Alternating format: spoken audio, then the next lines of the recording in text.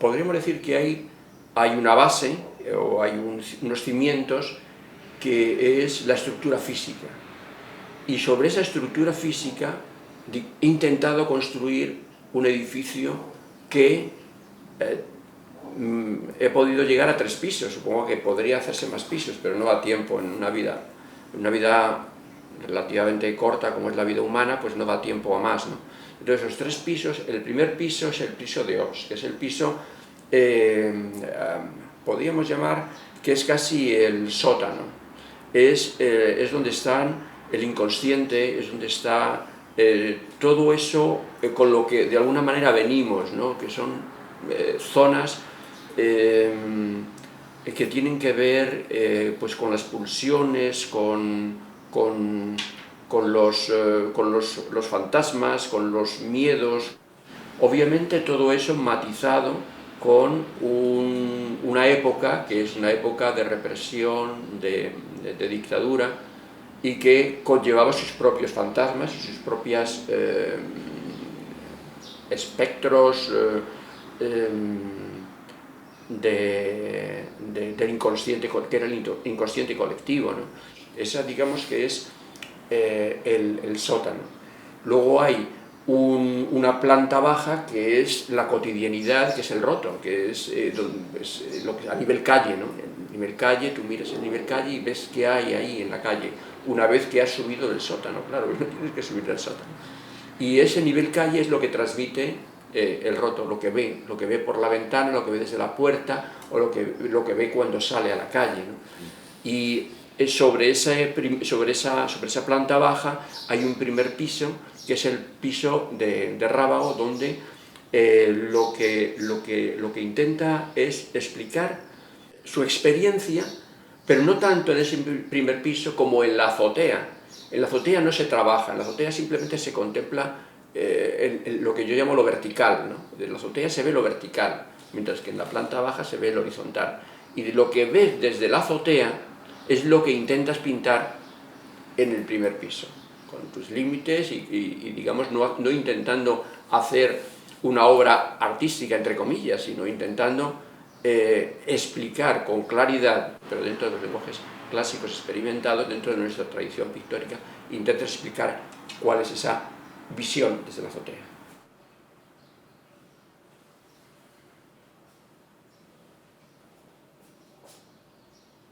Lo bueno que tiene este tipo de lenguajes que son lenguajes que pueden ser realizados con un mínimo de materiales, con un papel, unos rotuladores, un lápiz, puedes expresar prácticamente casi la totalidad de los sentimientos, de las emociones, de los deseos o de las experiencias humanas, ¿no? Eso es muy, muy importante, el que con tan pocas cosas, con unos medios tan sencillos, se pueda expresar, significa que ese lenguaje es muy rico, que permite mucho. Por lo tanto, es un lenguaje, es un tipo de codificación del lenguaje que tiene una gran vigencia y que debería ser cultivado. A mí me produce bastante alarma el hecho de que cada vez se enseñe menos dibujo. De hecho, prácticamente ya no se enseña dibujo, ni siquiera en las facultades de Bellas Artes se enseña lo que es el dibujo, y esa pérdida es inmensa. Esa pérdida va a tener consecuencias muy graves, porque curiosamente para entender las cosas como mejor se entienden es dibujándolas. Para entender una estructura, incluso un químico, un físico o incluso un filósofo, muchas veces eso lo estructura a través de una imagen, a través de un esquema, ¿no? Que es un pensamiento plástico, ¿no? Eso es uno de los grandes valores de estos lenguajes tradicionales y que no deben perderse.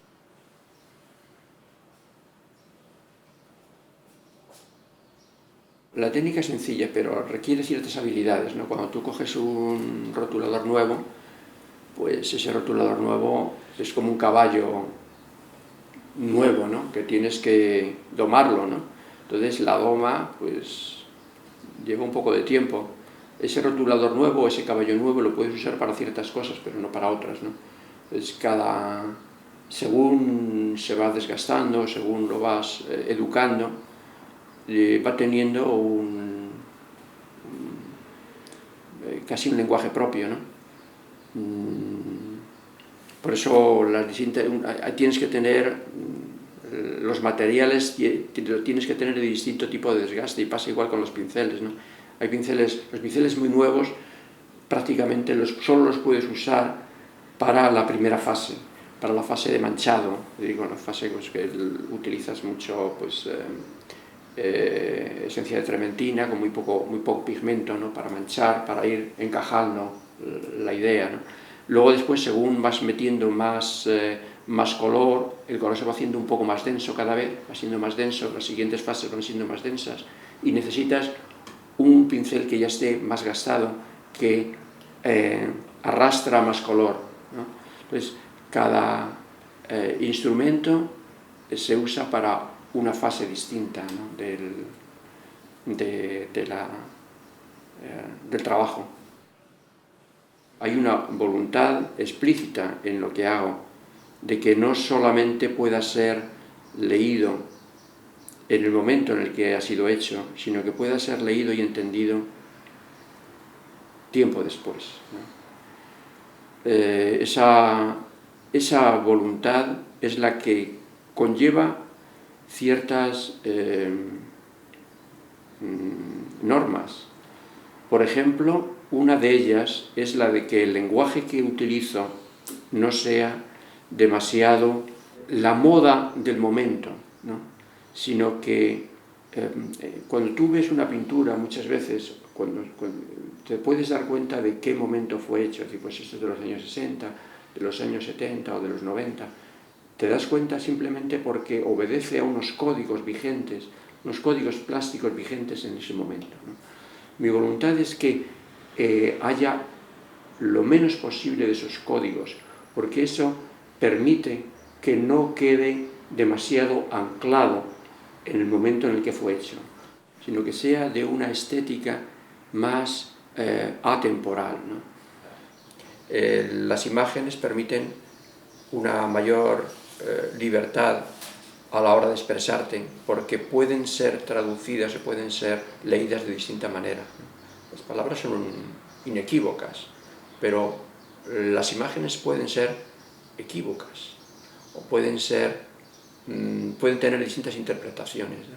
Por eso era más sencillo eludir la censura si no utilizabas palabras, y podías decir prácticamente las mismas cosas o incluso más que utilizándolas, ¿no? Y sobre todo porque esos territorios del inconsciente no pueden ser elaborados fácilmente con las palabras, porque las palabras ya son en sí mismas la propia conciencia, ¿no? La palabra es conciencia, y esto trataba de algo que era inconsciente, ¿no? Por eso es por lo que Hobbes no utiliza palabras, ya solo imágenes. La lectura de Hobbes es una lectura mucho más lenta que la lectura del Roto.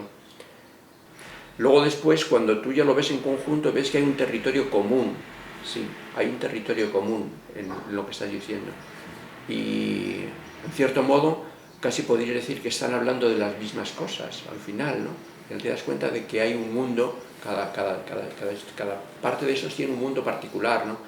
Y hay cosas que emergen una y otra vez, que van apareciendo, pero porque es el mismo territorio, ¿no? Sí que es verdad que hay distintas tipologías en las clases sociales, ¿no? Y eso sí, esa tipología sí que la uso lo que es la tipología de cada uno de los estratos de la sociedad, ¿no? Y luego, por ejemplo, hay otra cosa que es verdad que, por ejemplo, en el dibujo del Roto hay una mayor determinación de los personajes, y en cambio en la pintura son mucho más abstractos, son arquetipos, ¿no? La utilización de arquetipos para mí es esencial en la pintura. Nada es de duración infinita, ¿no? Todas estas cosas siempre acaban desapareciendo. Quizás lo que más dura es el grafito, ¿no? Es decir, ese lápiz, ¿no? Que es casi eterno, que no deja de ser más que carbón, ¿no? El carbón tiene una gran duración, ¿no? Curioso. Sí, eso, me parece que había una viñeta que yo creo que era una máquina de escribir que decía: el lápiz no tiene futuro. Qué bueno. Ya no hay máquinas de escribir, pero los lápices siguen ahí, ¿no? Pero el dibujo por sí mismo, si no tuviese esa expresión, eso que están diciendo en ese momento, pues tampoco tendría mucho sentido, siendo buenos dibujos o incluso las ideas no siendo malas, ¿no? Pero es el conjunto, es esa conexión de imagen y texto lo que lo permite funcionar. Y también yo creo que el dibujo es lo que permite atravesar mejor el tiempo, ¿no? Hay una cierta hipertrofia en el arte moderno. Yo pienso que también tiene que ver con los contenedores donde se montan esas enormes estructuras, donde se montan exposiciones que requieren pues grandes bibelots o grandes objetos para llenar todo ese espacio, ¿no? Quizás para ocultar un gran vacío también. Muchas veces te das cuenta de que esas cosas tan grandes están vacías, no hay nada detrás, ¿no? Yo soy partidario de que cada cosa se haga en el tamaño que requiere, que si un cuadro se puede hacer pues en 1 metro, no hacer 3 metros, no tiene sentido. Y luego también los medios que utilizas también, pues si tienes un tipo de rotulador concreto necesitas un espacio concreto de cartulina, ¿no?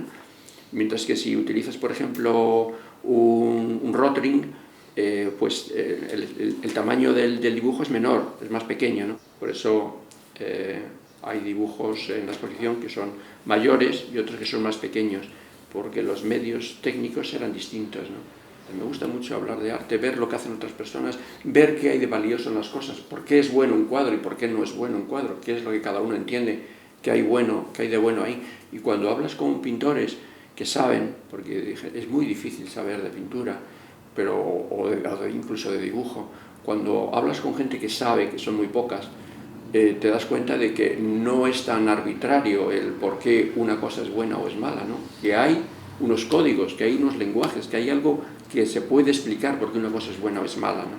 Que hoy en día parece como que intentan vendernos la moto de que, bueno, de que todo puede valer. No, hay ciertas pautas que te permiten saber por qué una cosa es falsa, donde hay las cosas de mentiras las ves enseguida. O sea, cuando entras en una exposición casi inmediatamente te das cuenta de si hay verdad o hay mentira en lo que estás viendo. Inmediato. Eso ya es una percepción casi física, ¿no? Que produce un rechazo y te das cuenta que es mentira, ¿no? Por eso es esencial el contemplar las obras no reproducidas, sino los originales. De eso también, por ejemplo, también ocurre con el propio dibujo. Ver un original y ver una reproducción no es lo mismo. La presencia del artista, por ejemplo, cuando ves un buen cuadro, su presencia todavía está ahí, ¿no? Notas su vibración, cómo lo hizo, ¿no? Hay algo que se mantiene de su presencia física, ¿no? Hay un cierto acompañamiento en las emociones o en los pensamientos, y eres uno más que tienes ese privilegio de poder decir lo que también muchos otros piensan, ¿no? Es un privilegio que también conlleva una obligación, ¿no? Conlleva obligaciones. Las obligaciones son de muchos tipos, pero para mí quizás la más importante es la de no intentar imponer tus propias manías, ¿no? Pues cosas, fobias personales, ¿no? Esas cosas, pues, o intentar insultar o molestar, ¿no? Esas son cosas que no son propias de ese tipo de trabajo, ¿no? Pensar es difícil. Cuando te pones a pensar te das cuenta de lo difícil que es pensar. Muchas veces llamamos pensamiento a lo que es la repetición de lo oído o de lo leído, pero pensar es muy difícil. Y requiere silencio y olvido, que es un poco mi tesis, que estamos en silencio es cuando percibes lo que quiere ser dicho, y tú simplemente eres ese amanuense que lo transmite, ¿no? Que lo dibuja y lo codifica de alguna manera, ¿no? Requiere olvido de lo que has aprendido para pensar cosas nuevas, y esa saturación que se está dando hoy en día, incluso a los niños, que se les meten cosas en la cabeza que les impide pensar, eso es grave, ¿no? Una de las cosas que más pesar me produce, quizás, es que todos estamos adoptando el lenguaje del poder, y todos hablamos su lengua, ¿no? Hoy en día, prácticamente, cuando conversas con alguien, ya no sabes si estás hablando con un economista o con un fontanero, porque han adoptado, o hemos adoptado, han conseguido que adoptemos su lenguaje, su idioma, y por lo tanto se han apropiado de nuestras mentes. El conseguir que nos liberemos de esa imposición es una de las tareas que tenemos que realizar, ¿no? Tenemos que liberarnos de ese lenguaje, tenemos que liberarnos e imponer nuestros propios lenguajes que hemos podido elaborar a través de nuestra experiencia. Evidentemente, ese lenguaje es también el lenguaje de sus predecesores, porque él no se va a inventar un lenguaje nuevo. Lo que hace es que adopta lo que otros han dicho, pero luego, a través de su experiencia, desarrolla un matiz de ese lenguaje, ¿no? Ese lenguaje común, ¿no? Ese matiz es su aportación. No puede aportarlo todo de nuevo, como esos unos artistas que creen que están haciendo algo completamente que no se ha hecho nunca. Eso es imposible. Por eso, si de forma natural surge un tipo de lenguaje que se acomode a la situación, ese tipo de lenguaje es el que me interesa. No un lenguaje que estemos continuamente como inventando y que sea intransmisible, porque todavía nadie lo ha aprendido, ¿no? Bueno, hay artistas que hacen esa labor de crear nuevos lenguajes que posiblemente posteriormente puedan ser utilizados, y otros que no buscan la creación de lenguajes sino la transmisión de experiencias o de emociones o de ideas, ¿no?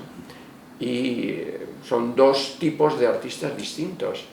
Yo creo que son tan válidos los unos como los otros.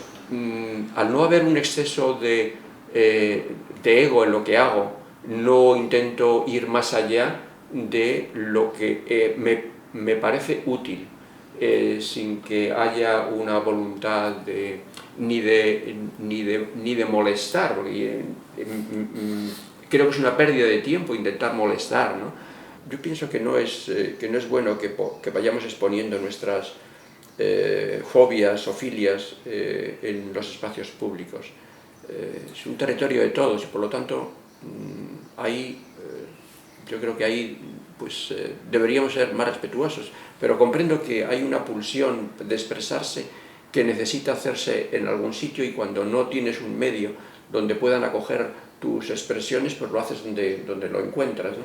La invasión de los espacios públicos por la publicidad, que ahora estamos viendo que todavía es aún mayor, porque ya incluso cuando, por ejemplo, sales de la línea de Metro de Sol y ahí te encuentras que eso está sponsorizado por no sé quién, esa